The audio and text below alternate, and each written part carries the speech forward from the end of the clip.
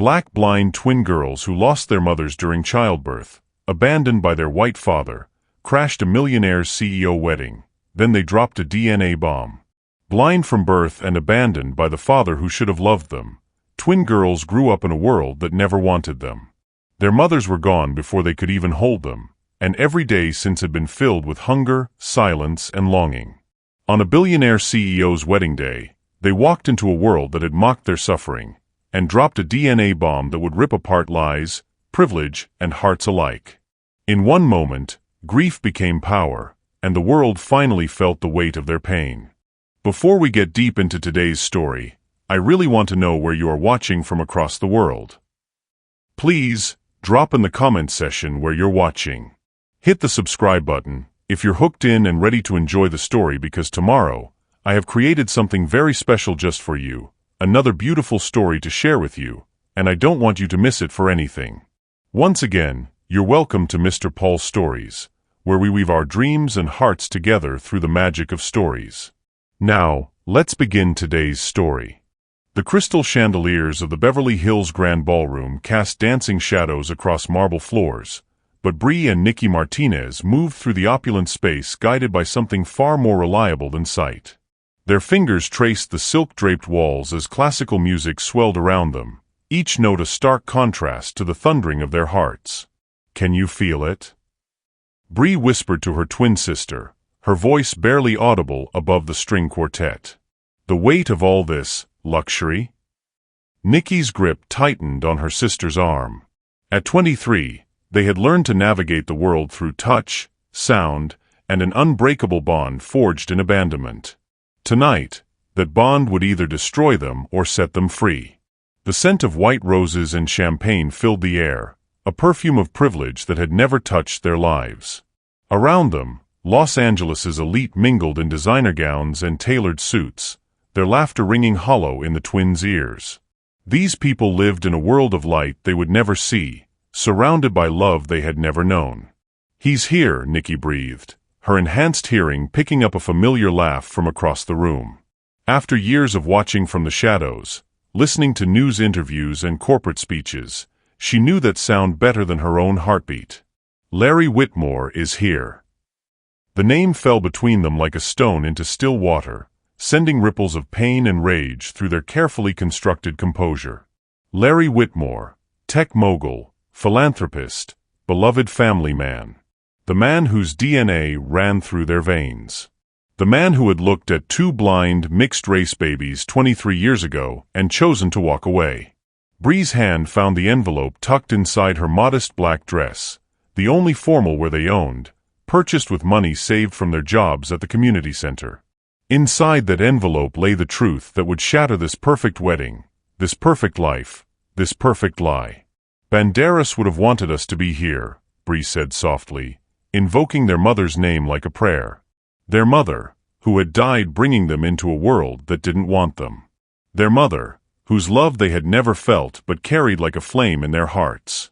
The wedding march began to play, and the crowd shifted toward the altar where Larry's son, their half-brother, waited for his bride.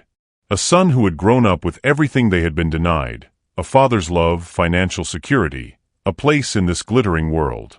"Are you ready?" Nikki asked, her voice steady despite the tears threatening to fall. Bree squeezed her sister's hand. "We've been ready our whole lives."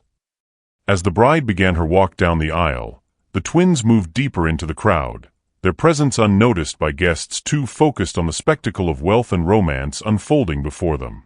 But in moments, everyone would notice them. In moments, the carefully constructed facade of the Whitmore family would crumble. The question that had haunted them since childhood was about to be answered. What happens when the children you abandon refuse to stay hidden? What do you think drives someone to crash a wedding after years of abandonment? Have you ever felt invisible in a room full of people? Share your thoughts below. Sometimes the most powerful moments come from the deepest pain.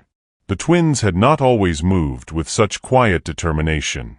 There was a time in the cramped foster home on the east side of Los Angeles, when Bree would rage against the darkness, both literal and metaphorical, that seemed to define their existence.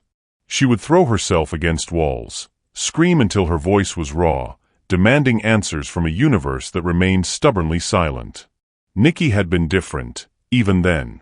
While Bree fought the world with her fists, Nikki fought it with her mind. She memorized every sound, every scent, every texture that could give her an advantage. By age 7, she could identify people by their footsteps, predict weather changes by the way air moved through a room, and sense lies in the subtle shifts of someone's breathing. "You girls are special," their foster mother, Mrs. Kowalski, used to say during those early years. She was a kind woman who had taken in dozens of children over the decades, but even she struggled with twins who required so much specialized care. "Your mama, Banderas, she was special too. Beautiful inside and out." Mrs. Kowalski was the only person who ever spoke their mother's name with reverence instead of pity. She had known Banderas Martinez briefly, a young woman who cleaned offices downtown, who had dreams of becoming a teacher, who had fallen in love with the wrong man. "She used to talk about you both," Mrs. Kowalski would whisper during bedtime stories. "Even before you were born, she knew you'd be fighters. She said she could feel your strength." But strength, they learned, was not enough to keep them together. The foster care system had little patience for disabled children, especially ones whose medical needs strained already tight budgets. At age 12, they were separated for 8 months, the longest and darkest period of their lives. Bree was placed with a family in Pasadena who meant well but treated her like a charity case, speaking about her in the third person even when she was in the room. Nikki ended up with relatives of Mrs. Kowalski who spoke primarily Polish and seemed to view her blindness as a shameful burden. It was during this separation that both girls developed the skills that would serve them tonight. Bree learned to mask her pain behind a facade of compliance, to smile and nod while planning her escape. Nikki discovered she had an almost supernatural ability to gather information, listening to phone conversations through thin walls, piecing together adult secrets from fragments of overheard discussions. When they were finally reunited at 16, aging out of the foster system and into a shared studio apartment in Koreatown, they made a pact. They would find their father. They would make him acknowledge what he had done. And they would never, ever be separated again. "He has other children," Nikki had announced one evening, 3 years into their search. She was sitting cross-legged on their second-hand couch, a laptop with screen-reading software balanced on her knees. A son named Marcus, 25 years old. Getting married next month to someone named Victoria Ashford. Bree had been folding laundry, a skill that required no sight and helped calm her nerves. Her hands stilled on a worn t-shirt. Married. Big society wedding. The kind that gets covered in magazines. Nikki's voice carried a bitter edge.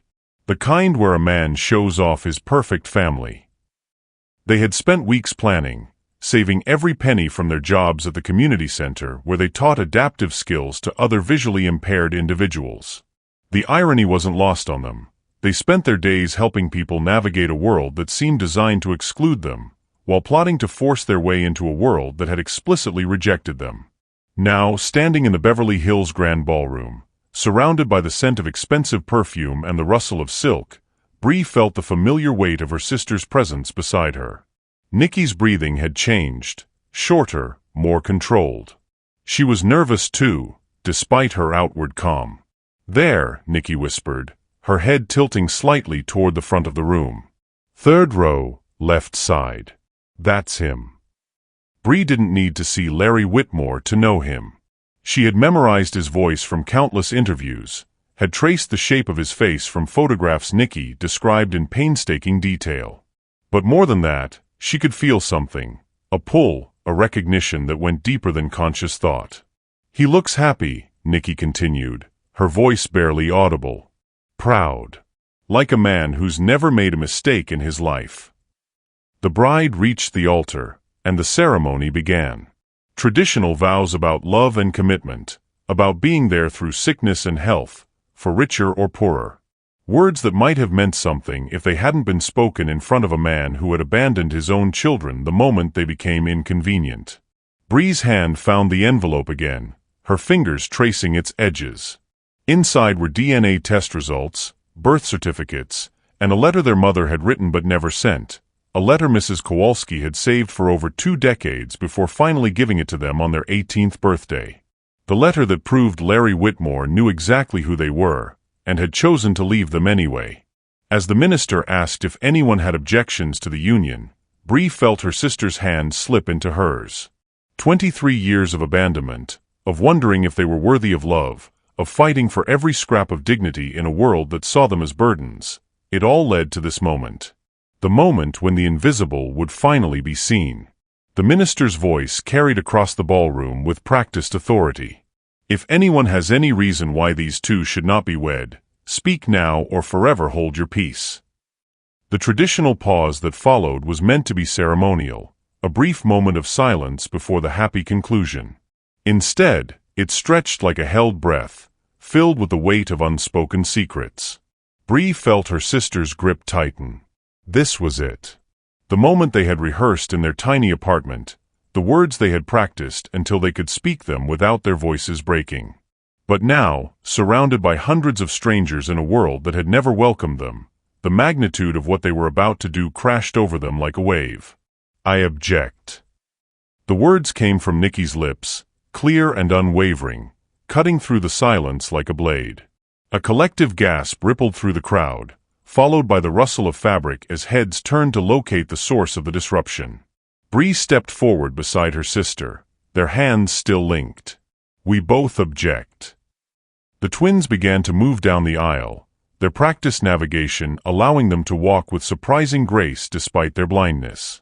Conversations erupted around them, whispered questions, shocked exclamations, the scrape of chairs as people stood to get a better view. Security, someone called out, but Larry Whitmore's voice cut through the chaos. Wait. His tone was sharp, commanding, the voice of a man accustomed to controlling every situation. Let them speak. Bree's heart hammered against her ribs. After 23 years, she was finally in the same room as the man who had given her life and then discarded it. She could feel his presence like a magnetic force, pulling and repelling her simultaneously. They reached the front of the ballroom, and Nikki turned toward where Larry sat in the front row. Her enhanced hearing had tracked his location perfectly. She could hear his elevated breathing, the slight tremor in his hands as they gripped the armrest of his chair. My name is Nicole Martinez, Nikki announced, her voice carrying clearly through the now silent ballroom.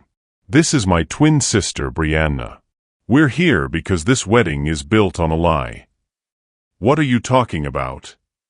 Marcus Whitmore stepped forward from the altar, his voice a mixture of confusion and anger.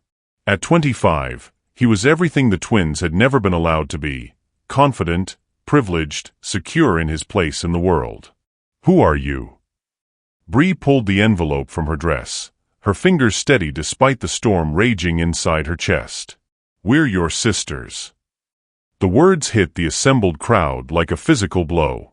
Victoria, the bride, swayed slightly in her wedding dress, her bouquet trembling in her hands.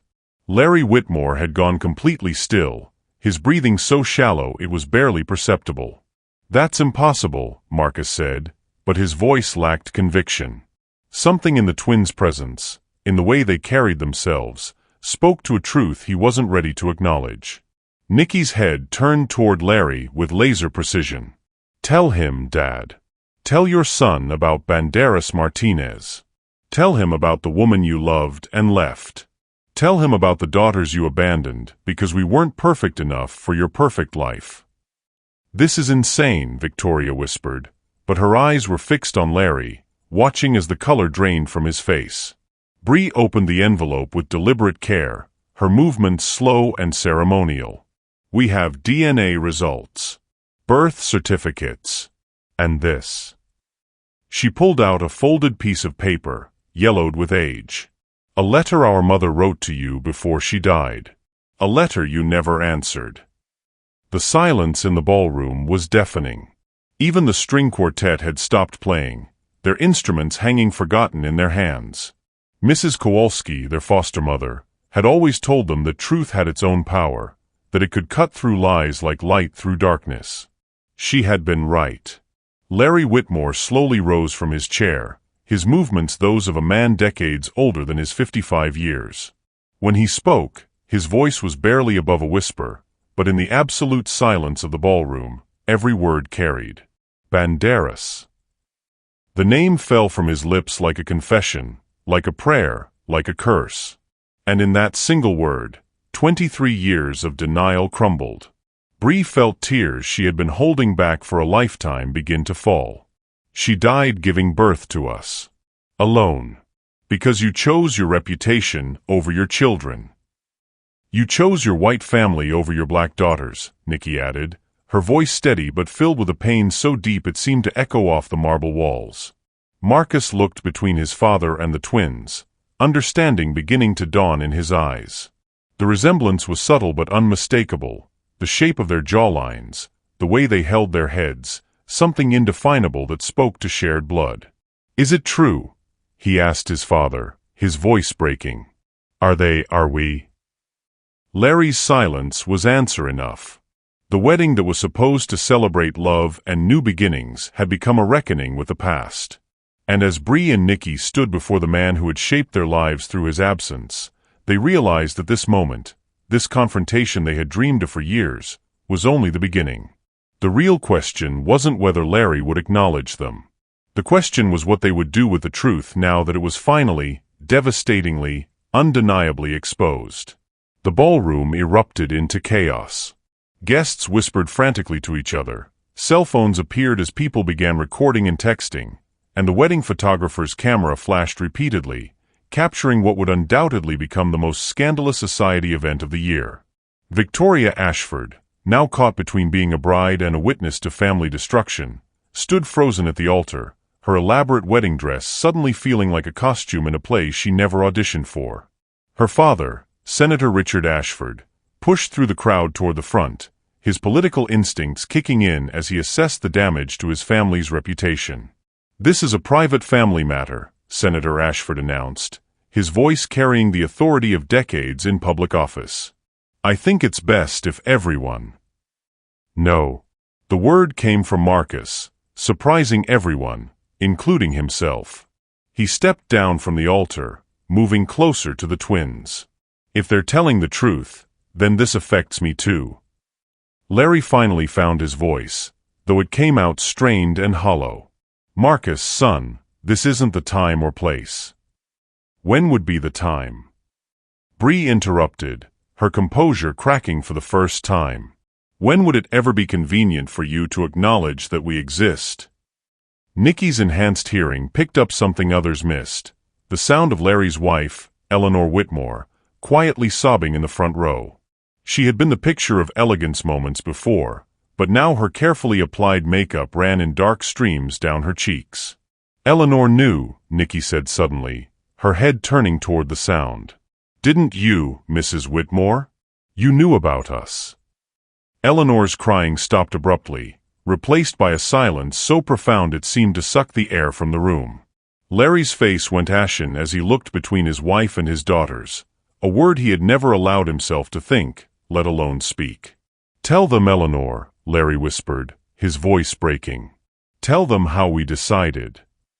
The admission hung in the air like a toxic cloud. It wasn't just abandonment, it had been a conscious choice, a family decision to erase two inconvenient lives. Marcus felt the ground shifting beneath his feet. Everything he thought he knew about his family, about his father's character, about his own identity, was crumbling. "You knew?" he asked his stepmother, the woman who had raised him since he was 3 years old. "You knew I had sisters and you never told me?" Victoria finally found her voice, though it came out as barely a whisper. "Marcus, maybe we should postpone." Postpone. Marcus turned to his bride, seeing her clearly for perhaps the first time. "Victoria, these are my sisters. My sisters who've been living in poverty while we—" He gestured helplessly at the opulent ballroom, the designer flowers, the champagne fountain that cost more than most people made in a year. Bree felt a strange sensation, something she had never experienced before. For the first time in her life, someone was choosing them.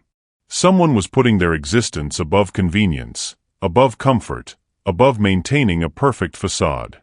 "We didn't come here to destroy your wedding," Bree said to Marcus, her voice softer now. "We came because we needed him to see us. Just once. To acknowledge that we're real. But we are destroying it, aren't we?" Nikki added with bitter honesty. "Because the truth destroys lies. It always does." Eleanor Whitmore stood slowly, her movements careful and deliberate. When she spoke, her voice carried the weight of 23 years of buried guilt. "We were young. Larry was just starting his company, and I was pregnant with Marcus. When Banderas told him about the pregnancy, about the complications, about the baby's being..." She paused, unable to say the word blind. "Defective," Bree supplied, her voice sharp as a blade. "Different," Eleanor corrected, "but the damage was done. We convinced ourselves that they would be better off with families who could give them specialized care.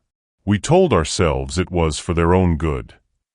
"You told yourselves lies," Nikki said flatly, "because the truth was that we didn't fit into your perfect life plan." Larry stepped forward, his hands shaking. For the first time, he really looked at his daughters, not as problems to be solved or secrets to be buried, but as human beings. The resemblance to Banderas was unmistakable in their bone structure, their graceful movements, the way they held their heads with quiet dignity despite everything they had endured. "Banderas was the most beautiful woman I'd ever met," he said quietly, his voice carrying to every corner of the silent ballroom. "Inside and out. She was kind, intelligent, funny. She made me want to be a better man." "But not enough to actually become one," Bree replied.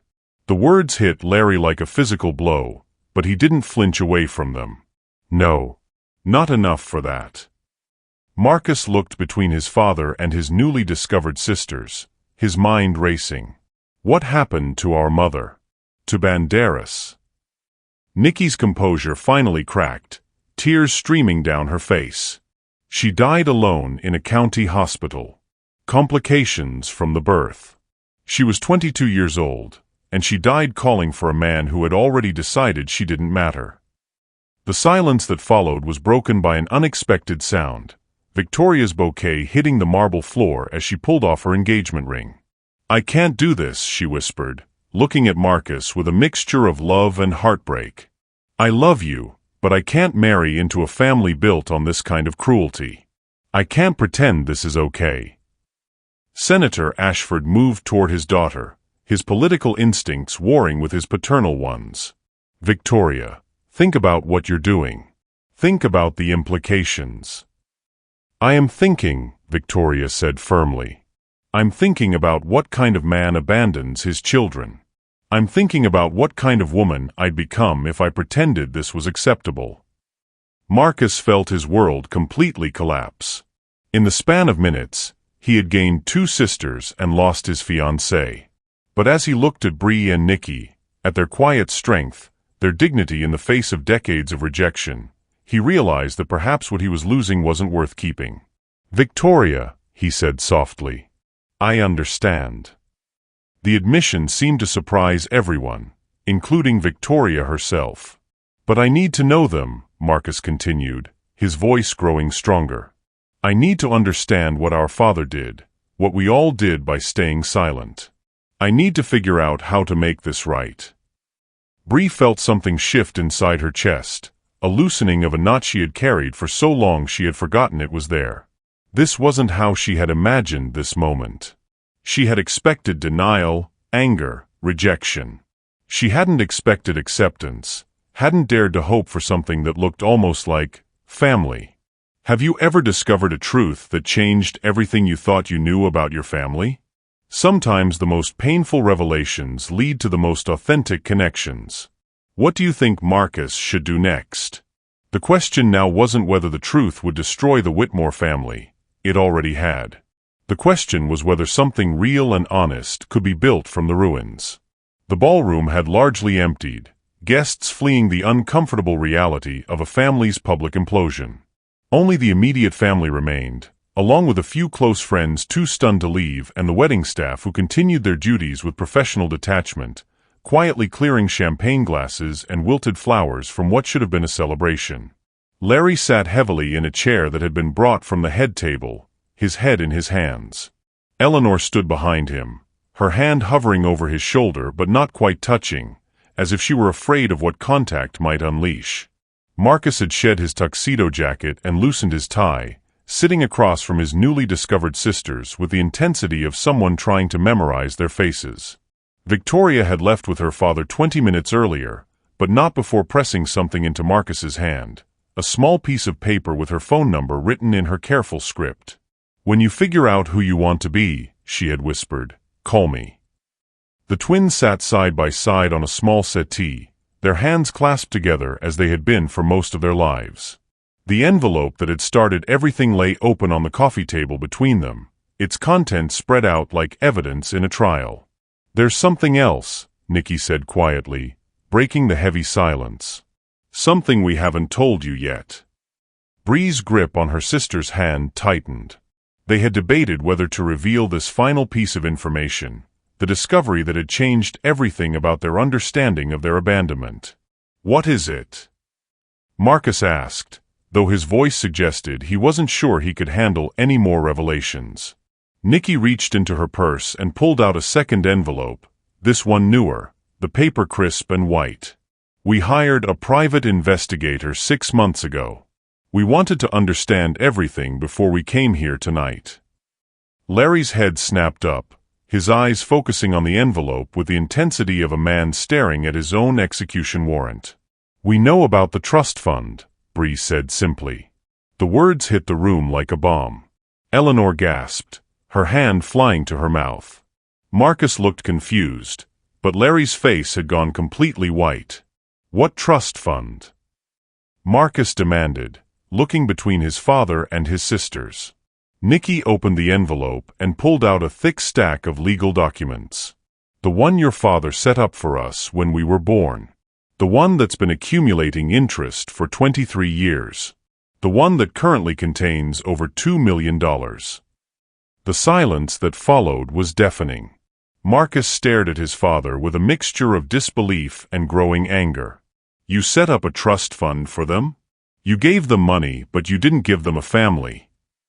"It's not that simple," Larry said weakly, but his voice lacked conviction.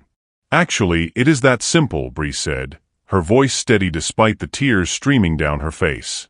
"You thought money could replace love. You thought if you put enough cash in an account, you could buy your way out of being a father." Nikki continued reading from the documents. "The trust was set up to be accessible when we turned 25. But there were conditions. We could only access it if we agreed never to contact the Whitmore family, never to reveal our parentage, and never to use the Whitmore name." "Blood money," Marcus said quietly, the full horror of his father's actions finally sinking in. "You were paying them to stay invisible." Eleanor finally spoke, her voice barely above a whisper. "We thought it was the right thing to do. We thought we were providing for them." "You were providing for your conscience," Bree shot back. "You were buying silence, not providing care." Larry stood abruptly, his movements jerky and desperate. "You don't understand the pressure we were under. The company was just starting, Eleanor was pregnant, there were investors to consider." "Stop." The word came from Marcus, sharp and final. "Just stop making excuses." He turned to his sisters, his voice gentle but urgent. "Did you take the money?" Nikki shook her head. "We couldn't. Taking it would have meant agreeing to disappear forever. It would have meant accepting that we weren't worthy of acknowledgement, only payment." "So you've been living in poverty while millions of dollars sat in an account with your names on it," Marcus said, the irony bitter in his mouth. "We've been living with dignity," Bree corrected. "Something money can't buy." The revelation had shifted the entire dynamic in the room. What had started as a confrontation about abandonment had become something much more complex. A story about the different ways people try to assuage guilt, about the price of silence, about the difference between providing for someone and actually caring for them. Marcus stood and walked to the window, looking out at the Los Angeles skyline.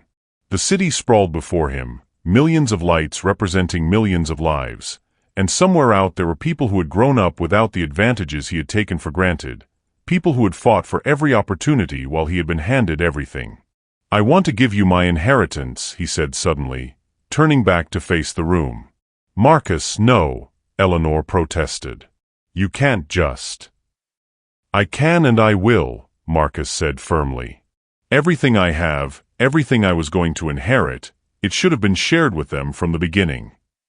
Bree and Nikki exchanged a look, communicating in the silent language they had developed over years of relying only on each other. "We don't want your money," Nikki said finally. "We never wanted money." "Then what do you want?" Larry asked, his voice broken. Bree stood slowly, her movements graceful despite the emotional weight of the moment. "We want you to tell the world who we are. We want you to acknowledge us publicly, not as a mistake you made, but as your daughters. We want you to say our mother's name with respect instead of shame. We want you to visit her grave," Nikki added, her voice thick with emotion. "She's buried in a county cemetery in East L.A. Plot 247, Section C. She has a small headstone that just says, Banderas Martinez, beloved mother. We put flowers there every month." The image of his daughters, blind, struggling financially, but still honoring their mother's memory, broke something fundamental inside Larry. For 23 years, he had told himself that his choice had been practical, even merciful. But seeing them now, seeing their strength and dignity and capacity for love despite everything they had endured, he realized that he hadn't just abandoned his children. He had abandoned the best parts of himself. "There's something else," Larry said quietly, his voice so low they had to strain to hear him. "Something I never told anyone, not even Eleanor." He walked to where the twins sat and slowly, carefully, knelt in front of them. "Your mother, Banderas. She didn't just die from complications. She died calling my name. The nurses told me later that her last words were asking them to tell Larry that she forgave him." The revelation hit the twins like a physical blow. Their mother, dying alone, had used her final breath to offer forgiveness to the man who had abandoned her. "She forgave you," Bree whispered, "but we don't have to." Larry nodded, tears streaming down his face. "I know. I don't deserve it. But I'm asking anyway. I'm asking for the chance to be the father I should have been 23 years ago." The moment stretched between them, heavy with the weight of decades of pain and the possibility of something that might, eventually, resemble healing. What would you do if you discovered your parent had been supporting you financially, but had never been there emotionally? Can money ever truly replace love, or does it sometimes make the absence even more painful? The twins looked at each other, and in that silent communication, they made a decision that would change all of their lives forever. 3 weeks had passed since the wedding that never was, and the Whitmore family scandal had become the talk of Los Angeles society. TMZ had picked up the story, running headlines like Tech Mogul Secret Daughter's Crash Wedding and DNA Bombshell Destroys Beverly Hills Dynasty. The twins' faces were plastered across tabloid covers, their story dissected by strangers who had never known struggle beyond choosing between designer handbags. But the media attention was the least of their problems. Bree sat on the edge of their narrow bed in the Koreatown apartment, her hands shaking as she held the eviction notice. 30 days, she said to Nikki, who was pacing the small space between their kitchenette and living area. "They're giving us 30 days. The community center where they worked had let them go the day after their story broke. "Too much negative attention," the director had explained apologetically. "The board feels it's best if you take some time away until things settle down." Their landlord had been less diplomatic. "I don't want this kind of circus in my building," he had told them over the phone. "Find somewhere else to live." Nikki stopped pacing and turned toward her sister, her enhanced hearing picking up the subtle change in Bree's breathing that meant she was fighting back tears. "We'll figure it out. We always do." But even as she said the words, Nikki felt the familiar weight of despair settling over her like a heavy blanket. They had saved some money, but not enough for a security deposit on a new apartment, especially with their sudden unemployment.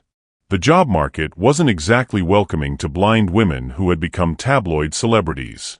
"Maybe we should have taken the trust fund money," Bree said quietly. "Maybe we should have just stayed invisible." The words hung in the air between them, dangerous and tempting. For 23 years, they had survived by relying only on each other, by refusing to compromise their dignity for comfort. But dignity didn't pay rent, and pride didn't put food on the table. Nikki's phone buzzed with a text message. She had programmed it to read messages aloud, and the mechanical voice filled their small apartment. Message from Marcus Whitmore. "Please let me help. I have an apartment you can use. No strings attached. Just want to do something right." "He's been texting every day," Nikki said, her voice flat. "Him and Larry both." Bree's jaw tightened. "What does Larry say?" "The same thing. Offers of money, apartments, jobs at his company. Everything except what we actually asked for." It was true. In the 3 weeks since the confrontation, Larry had reached out repeatedly with offers of financial assistance, but he had made no public acknowledgement of their existence. No press conference, no statement to the media, no visit to their mother's grave. Just money, always money, as if cash could somehow retroactively purchase the love he had never given. "The reporters are getting worse," Bree said, changing the subject to avoid thinking about their father's hollow gestures. "Mrs. Rodriguez from downstairs said there were 5 of them waiting outside this morning." The media attention had turned their lives into a fishbowl. Photographers followed them to the grocery store, reporters shouted questions at them on the street, and their every movement was documented and analyzed by strangers. The irony wasn't lost on them. After a lifetime of being invisible, they were now too visible, their privacy stripped away along with their financial security. Nikki's phone buzzed again. This time it was a call, and the caller ID announced, "Victoria Ashford." Both twins froze. Victoria had reached out once since the wedding, sending a brief text expressing her support, but they hadn't expected to hear from her again. "Should I answer it?" Nikki asked. Bree nodded, then remembered her sister couldn't see the gesture. "Yes. Put it on speaker." Nikki accepted the call and activated the speaker function. Victoria's voice filled the room, warm but strained. "Hi, it's Victoria. I hope it's okay that I'm calling." "Of course," Bree said. "How are you holding up?" There was a pause before Victoria answered. "I've been better. The wedding cancellation has been complicated. But I'm not calling about that. I'm calling because I heard about your situation." The twins exchanged a look. News of their eviction hadn't made it to the tabloids yet, but in the interconnected world of Los Angeles society, information traveled fast. "Marcus told me," Victoria continued, as if reading their thoughts. "He's worried about you both. We all are." "We'll be fine," Nikki said automatically, the response they had given to every offer of help over the years. "Will you?" Victoria's voice was gentle but direct. "Because from where I'm sitting, it looks like you're being punished for telling the truth. You've lost your jobs, your home, your privacy, all because you had the courage to confront a man who should have acknowledged you decades ago." Bree felt tears threatening again. There was something about Victoria's straightforward compassion that cut through their carefully constructed defenses. "I have a proposition," Victoria continued. "My family has a house in Malibu that's been sitting empty since my grandmother died. It's not fancy, but it's private, secure, and it's yours if you want it. No rent, no conditions, no strings attached." "We can't accept charity," Nikki said quickly, the words automatic after years of fierce independence. "It's not charity," Victoria replied firmly. "It's justice. You shouldn't have to suffer because you demanded basic human decency from your father." The offer hung in the air between them, tempting and terrifying in equal measure. Accepting help meant admitting they couldn't handle everything on their own, something they had never done before. "Why?" Bree asked quietly. Why would you help us? We destroyed your wedding. Victoria's laugh was soft and sad. You didn't destroy my wedding. You saved me from marrying into a family that I didn't really know. You showed me what integrity looks like, even when it costs everything. There was another pause, and when Victoria spoke again, her voice was thick with emotion. I've been thinking about what you said that night, about your mother dying alone, about how she forgave a man who didn't deserve it. I keep wondering what kind of strength that took, what kind of love. She was stronger than we are, Nikki said quietly. No, Victoria said firmly. You're exactly as strong as she was. You're just carrying her strength forward. After they ended the call, the twins sat in silence for a long time. Outside their window, the sounds of the city continued. Traffic, sirens, the distant hum of life moving forward while they seemed suspended in uncertainty. What do we do? Bree asked finally. Nikki was quiet for so long that Bree wondered if she had heard the question.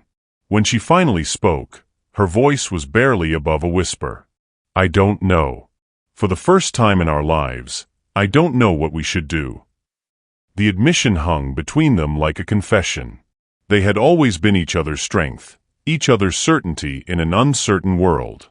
But now, faced with choices that seemed to have no right answers, they felt more lost than they had since those 8 months of separation in childhood. Outside, a photographer's camera flash lit up their window, a reminder that their private moment of vulnerability was just another opportunity for public consumption. They were trapped between accepting help that felt like defeat and maintaining independence that might destroy them. For the first time since they were children, Bree and Nikki Martinez felt truly, completely alone. The cemetery was quiet at dawn, the morning mist clinging to the headstones like whispered prayers. Bree and Nikki made their way carefully along the familiar path to Section C, Plot 247, their monthly pilgrimage to their mother's grave. They had been coming here for 5 years, ever since they had finally saved enough money to locate where Banderas Martinez had been laid to rest. The flowers from last month are still here, Bree said softly, kneeling to touch the wilted roses they had placed on the simple granite marker. Someone's been taking care of them. Nikki tilted her head, her enhanced hearing picking up something unusual. We're not alone. Footsteps approached from behind them, slow and hesitant. The twins turned, and Nikki's acute senses immediately identified the visitor by his breathing pattern, his gait, the subtle cologne that had lingered in the ballroom 3 weeks ago. Larry, she said simply. He stood about 10 feet away, holding a massive bouquet of white lilies, Banderas's favorite flower, though the twins wondered how he could possibly remember that detail after 23 years. I've been coming here every morning since the wedding, he said quietly, his voice rough with emotion. I didn't know you came here too. Every month for 5 years, Bree replied, her tone neutral. We saved for 2 years just to buy her headstone. The words hit Larry like a physical blow. While he had been building his empire, his daughters had been scraping together money to give their mother the dignity of a proper marker. I brought these, he said, gesturing helplessly with the flowers. I know they can't make up for anything, but I needed to ease your guilt. Nikki finished, her voice sharp. To honor her, Larry corrected, stepping closer.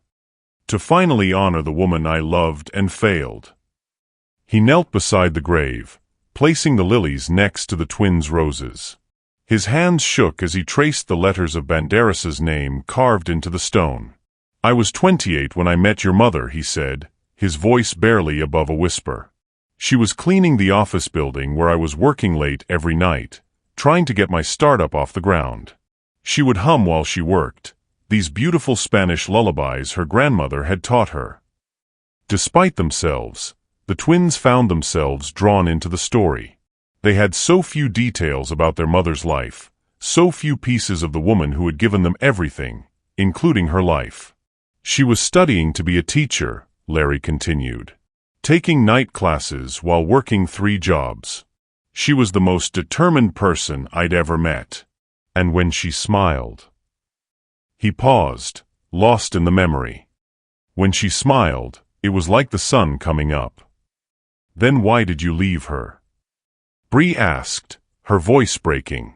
Larry was quiet for a long moment, his hand still resting on the headstone.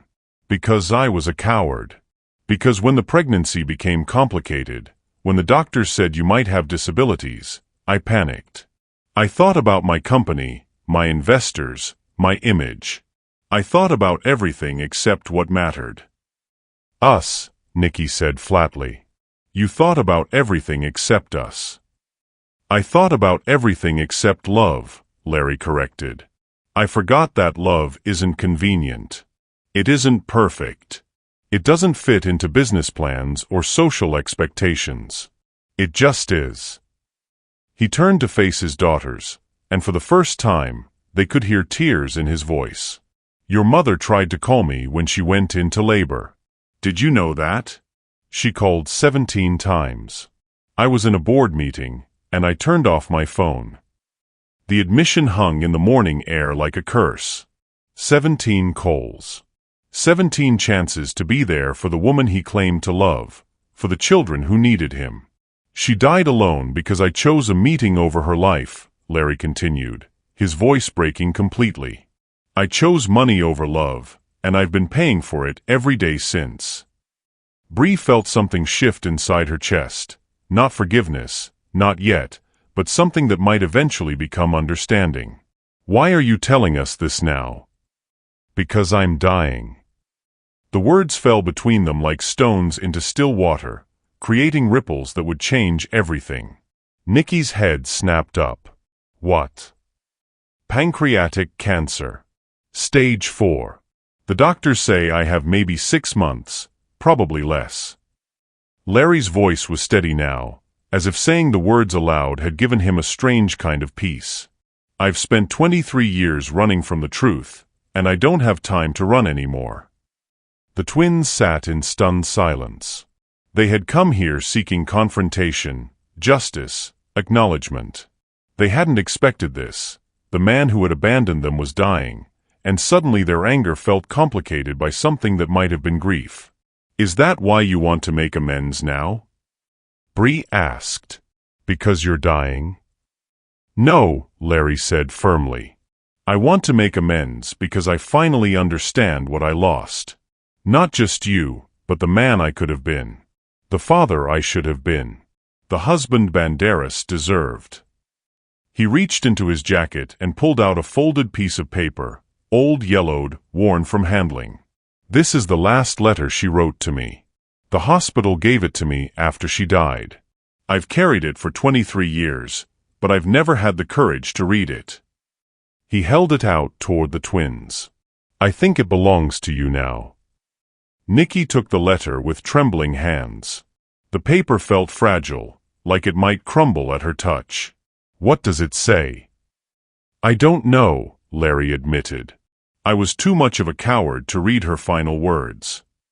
Bree moved closer to her sister. "Read it aloud." Nikki carefully unfolded the letter, her fingers tracing the edges where Millionaire'S had touched it 23 years ago. When she spoke, her voice was soft but clear, carrying her mother's words across the years. "My dearest Larry, if you are reading this, then I am gone and our daughters are alone in the world. I am not writing to blame you, there has been enough pain already. I am writing to tell you that I forgive you, and to ask you to forgive yourself. Our babies are perfect, Larry. They are blind, yes, but they are perfect in every way that matters. They have your stubborn chin and my grandmother's gentle hands. They will be strong because they have to be, but they will also be capable of great love because that is what I am leaving them. Please don't let your fear keep you from knowing them. They are the best parts of both of us. All my love, Millionaire'S." The silence that followed was profound. Even the morning birds seemed to have stopped singing, as if the world itself was holding its breath.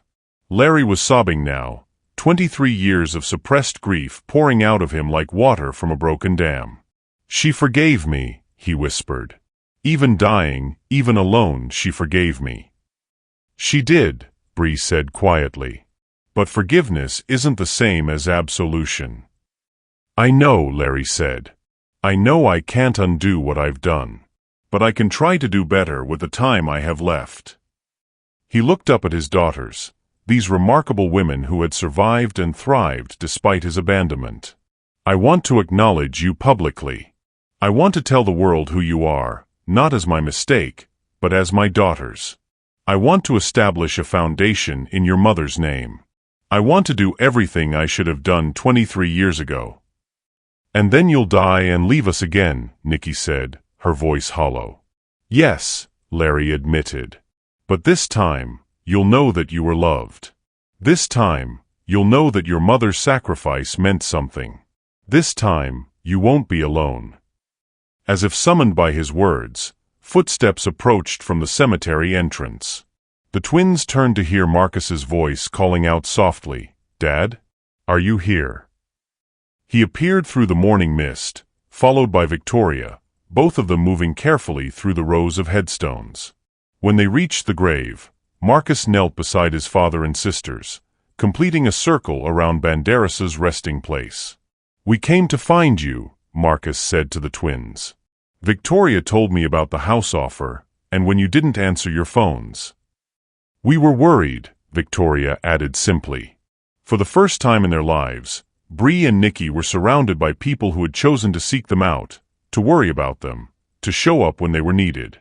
It wasn't the family they had dreamed of as children, but it was something real, something that might grow into love given time and patience. "There's something else," Larry said, looking around the circle of faces. "Something I need all of you to help me with." He reached into his other pocket and pulled out a small velvet box. Inside was a simple gold ring, Banderas's engagement ring, the one she had returned to him when he abandoned her. "I want to marry her," he said simply. "I know it's too late, I know she's gone, but I want to make the commitment I should have made 23 years ago. I want our daughters to know that their mother was loved, truly loved, even if I was too much of a fool to show it when it mattered." The request was impossible, beautiful, and heartbreaking all at once. But as the five of them knelt around Banderas's grave in the growing morning light, it felt like the first honest thing Larry Whitmore had done in decades. Have you ever had to choose between holding on to anger and opening your heart to the possibility of healing? Sometimes the people who hurt us the most are also the ones who need our forgiveness to find peace. What would you do in the twins' situation? The turning point had arrived, not with grand gestures or dramatic revelations, but with the simple recognition that love, even imperfect love, was still worth fighting for.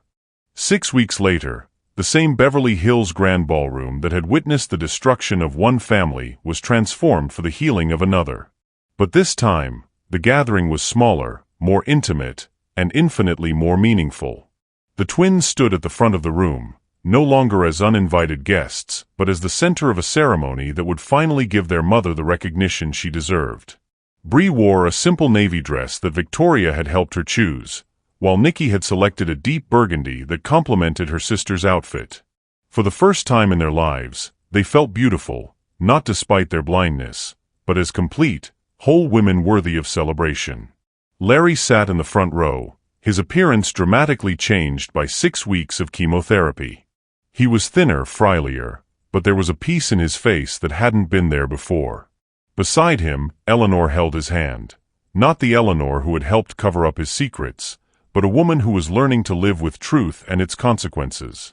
Marcus stood at the podium, having volunteered to officiate the memorial service that would serve as both a wedding ceremony for his father and stepmother's renewal of vows, and a celebration of Banderas Martinez's life. Victoria sat in the second row, her presence a reminder that some relationships could survive even the most devastating revelations. "We gather today," Marcus began, his voice steady and clear, "not to erase the past, but to honor it. To acknowledge the woman whose love created life, whose sacrifice gave us the gift of knowing Bree and Nikki Martinez Whitmore." The hyphenated name had been the twins' idea. They would take their father's name, but they would never abandon their mother's. It was a compromise that felt like victory, recognition without erasure, belonging without betrayal. Banderas Martinez was 22 years old when she died, Marcus continued, reading from notes that Bree and Nikki had helped him prepare. She was a student, a dreamer, a woman who believed in the power of education to change lives. She worked 3 jobs to pay for night school, where she was studying to become a teacher. She loved Spanish lullabies, white lilies, and the smell of rain on summer evenings. The details had come from Mrs. Kowalski, who had driven down from Pasadena for the ceremony. She sat in the 3rd row, tears streaming down her weathered face as she listened to the public acknowledgement of the woman she had known and loved. She also loved a man who wasn't ready to love her back, Marcus continued, his eyes finding his father's. But that doesn't diminish the love she gave, or the legacy she left in her daughters. Larry stood slowly, his movements careful but determined. He walked to the front of the room where a large photograph of Banderas had been placed, a picture the twins had never seen before, one that Larry had kept hidden for 23 years. In it, she was laughing, her hand resting on her pregnant belly, her eyes bright with joy and anticipation. "Banderas," Larry said, his voice carrying to every corner of the silent room, "I failed you in life, but I won't fail you in death. I promise to love and protect our daughters for whatever time I have left. I promise to honor your memory and your dreams. I promise to be the man you believed I could be." He slipped the engagement ring onto his own pinky finger, the only finger it would fit, and then turned to face his daughters. "Bree and Nikki," he said, his voice breaking, "I can't give you back the childhood you deserved. I can't undo the years of struggle and pain. But I can give you my name, my acknowledgement, and my love for whatever time we have left." The twins stepped forward together, their hands clasped as they had been for most of their lives.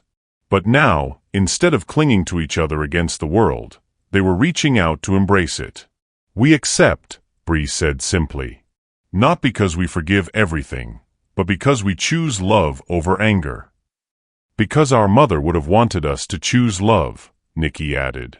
The ceremony continued with the reading of Banderas's letter, which had been framed and would hang in the lobby of the Banderas Martinez Foundation, an organization dedicated to providing educational opportunities for disabled students. Larry had liquidated a significant portion of his assets to fund it, ensuring that his daughters would have meaningful work and that their mother's dream of education changing lives would continue. But the most powerful moment came when Victoria approached the podium, carrying a small wooden box. "Bree and Nikki asked me to share something with all of you," she said, her voice warm with affection for the women who had become her closest friends. "They wanted you to know that forgiveness isn't a single moment, it's a choice you make every day. And love isn't perfect, it's persistent." She opened the box to reveal 2 small items, a hospital bracelet that had belonged to Banderas, and a tiny knitted hat that one of the nurses had made for the twins when they were born. "These were the only things your mother left behind," Victoria said, handing the items to the twins.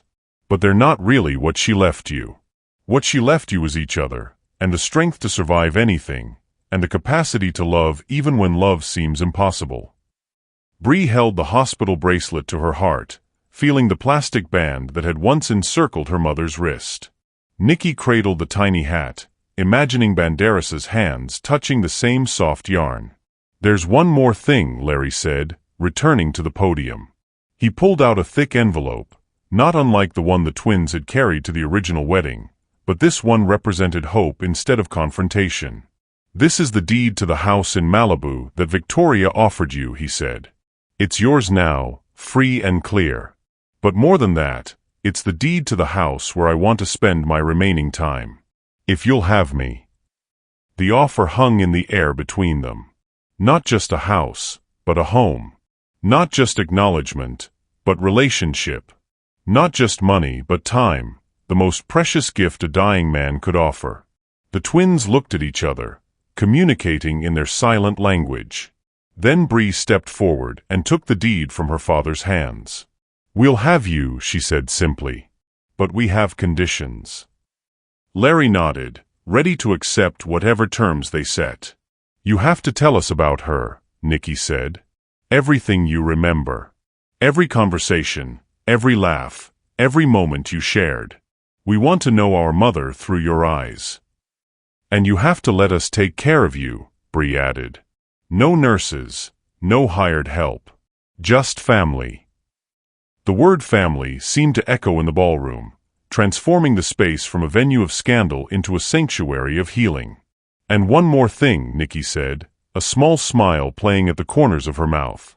"You have to learn to make her favorite meal. Mrs. Kowalski has the recipe." Larry laughed, the first genuine laugh the twins had ever heard from him. "Deal." As the ceremony concluded, the small gathering moved outside to the garden where a reception had been arranged. But instead of champagne and caviar, there were simple foods that Banderas had loved: tamales from her favorite restaurant, tres leches cake from the bakery where she had worked weekends, and white lilies floating in glass bowls. Marcus found himself standing beside Victoria, watching his sisters navigate the garden with their father, all three of them learning how to be a family. "Do you think they'll be okay?" he asked. Victoria smiled, her hand finding his. "I think they'll be better than okay.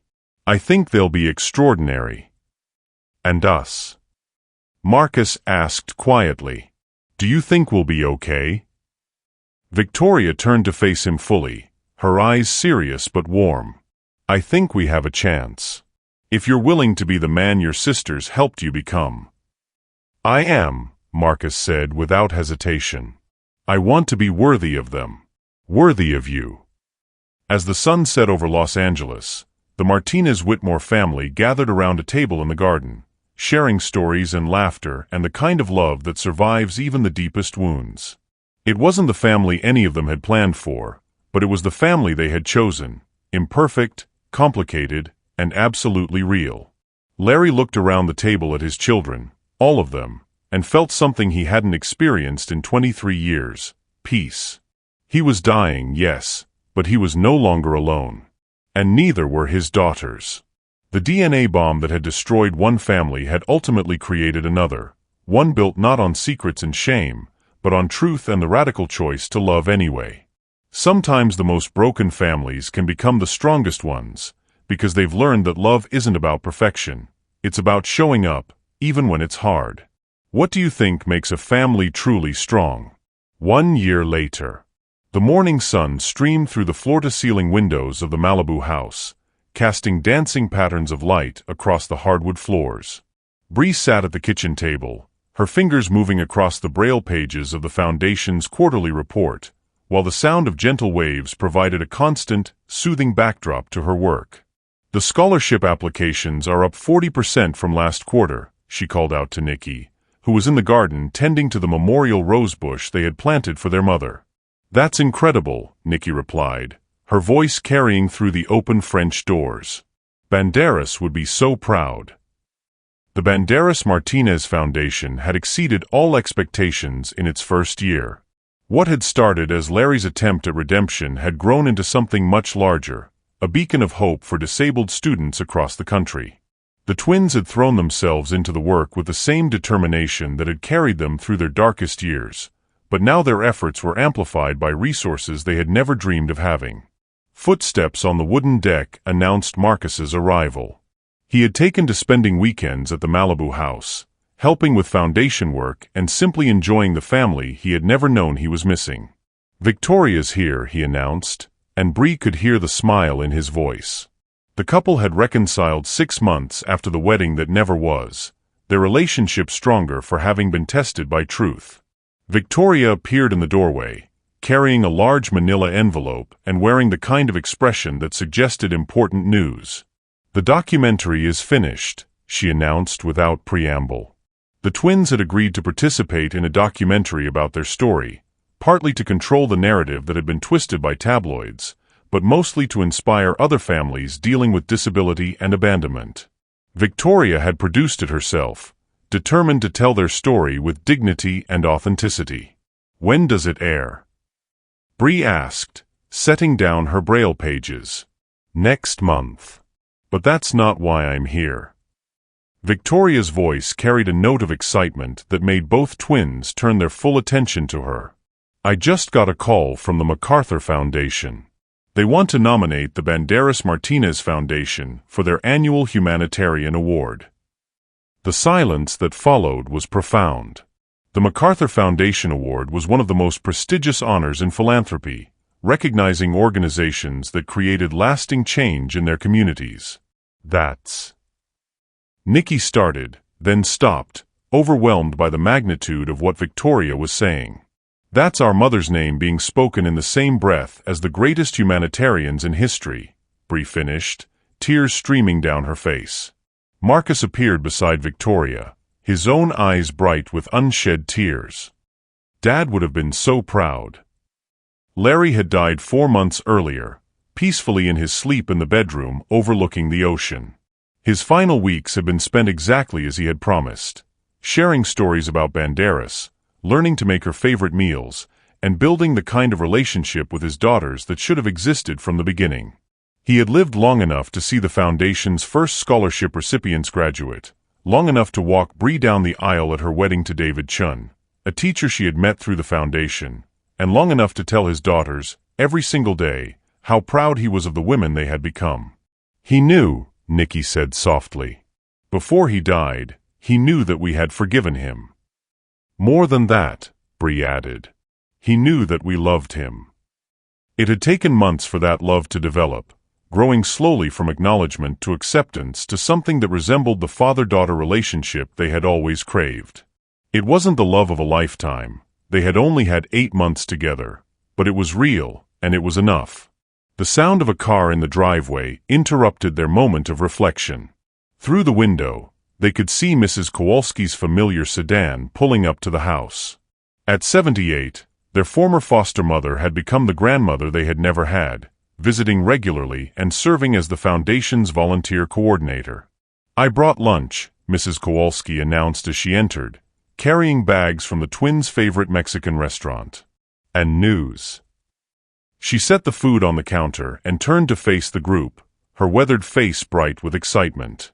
"I just came from the cemetery. You'll never guess what I found." She reached into her purse and pulled out a small bouquet of white lilies, still fresh with morning dew. "Someone's been leaving these at Banderas's grave," she said. "Every week for the past month. Always white lilies, always with a note." She handed Nikki a small card that had been attached to the flowers. Nikki's fingers traced the braille dots that someone had carefully embossed on the paper. "What does it say?" Bree asked. Nikki's voice was soft with wonder as she read, "Thank you for raising daughters who taught the world that love is stronger than abandonment, that forgiveness is possible, and that every person deserves to be seen. Your legacy lives on.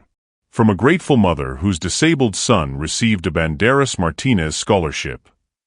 The room fell silent as the impact of the message sank in. Their mother's story, their family's journey from abandonment to reconciliation, had inspired someone else to believe in the possibility of hope. "She's still changing lives," Marcus said quietly. "Even now, she's still making a difference." Victoria moved to the window, looking out at the garden where the memorial rose bush bloomed in brilliant red profusion. "I think that's what love really is," she said. "It's not just what we give to the people we care about. It's what we inspire them to give to others." Bree stood and walked to the mantelpiece where a framed photograph of Banderas sat beside Larry's ashes. In the picture, their mother was holding the tiny knitted hats that the twins now kept in a place of honor, her face radiant with the kind of love that transcends death. "We did it, Mama," Bree whispered to the photograph. "We found our way home."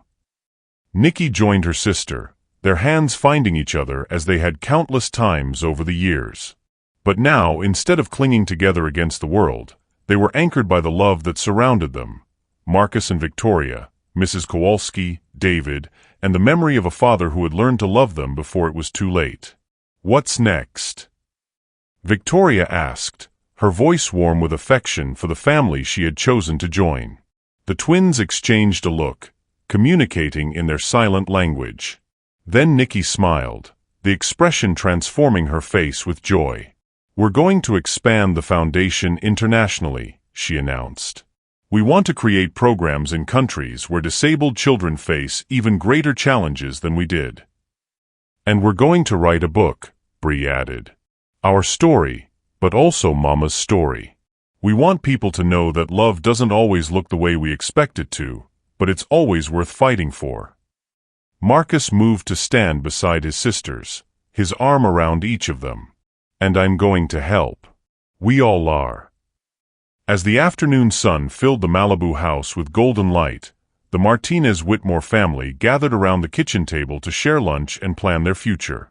They talked about scholarship recipients and documentary premieres, about book proposals and international expansion, about the 1,000 small ways they would continue to honor Banderas's memory.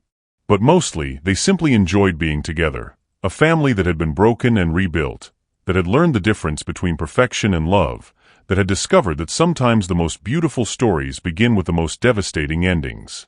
Outside, the Pacific Ocean stretched endlessly toward the horizon, its waves carrying the promise of new beginnings.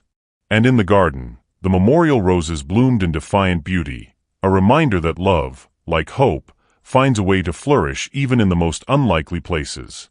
The twins had spent their lives believing they were unwanted, invisible, forgotten. But they had learned that they were none of those things.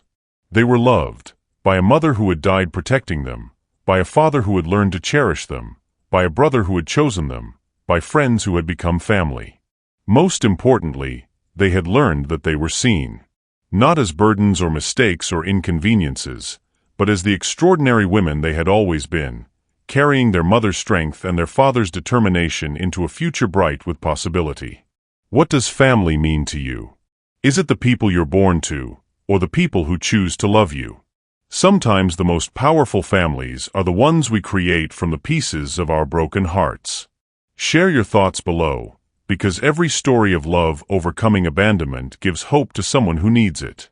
The DNA bomb that had shattered one family's lies had ultimately revealed a truth more powerful than any secret: that love, real love, is not about perfection. It's about showing up, choosing forgiveness, and believing that every person, no matter how broken, how different, how inconvenient, deserves to be cherished. And in the end, that truth had set them all free. This story of Bree and Nikki Martinez-Whitmore reminds us that our greatest wounds can become our greatest strengths, and that the families we choose can be just as powerful as the ones we're born into. What resonated most with you about their journey? Share your thoughts and let's continue this conversation about love, forgiveness, and the courage to demand the recognition we deserve.